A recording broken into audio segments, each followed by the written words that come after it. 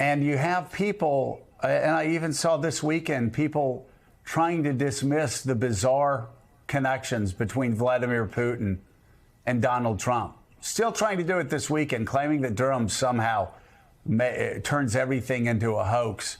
You have Vladimir Putin, a guy who considers himself to be America's enemy, putting more people on the Russian sanctions list, including a certain morning cable news host who goes by the name of Joe, and Brad Raffensperger, and these prosecutors that have absolutely nothing to do with Russia.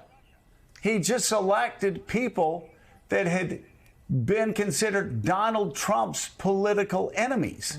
Again, a foreign country sanctioning a Secretary of State of Georgia, not Georgia, the Republic, the former Soviet Republic, but actually, and Brian Williams, Rachel Maddow, Seth Meyers. I'm feeling a little left out. I mean, Brad Raffensperger. You have people who are Donald Trump's critics. Absolutely. Again, think about how bizarre this is, that Vladimir Putin, in the middle of a hot war, decides he's going to pick domestic political opponents of Donald Trump, who Donald Trump considers his opponents, and sanction them in Russia.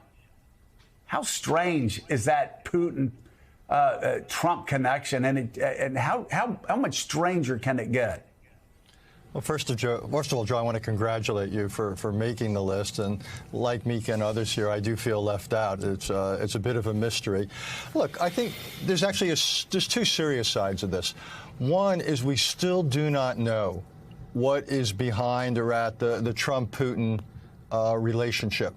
It's inexplicable on foreign policy terms. Let me just put it that way. There's something here. You know, remember Churchill's old line about the Soviet Union, a mystery wrapped inside a riddle, wrapped inside an enigma?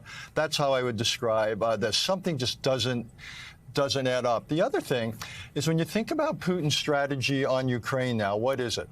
It's to play for time. Things have not gone well, to say the least, over the last 16, 17 months. And what he's hoping is that Ukrainian or NATO or American resilience and staying power fades.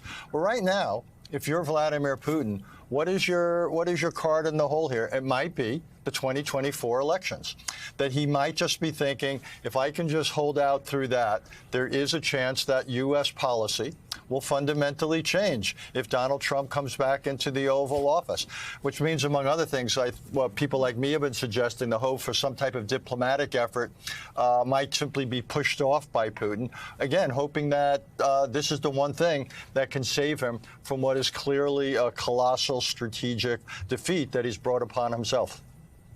Yeah, that he's brought onto himself. And you look at what Donald Trump said about NATO. You look at what he said when Jonathan O'Meara asked a question in Helsinki, saying he trusted an ex-KGB agent more than he trusted Americans on intel. You go back to what he said on this show in December of 2015, when we kept pushing him about Vladimir Putin killing journalists and killing political opponents.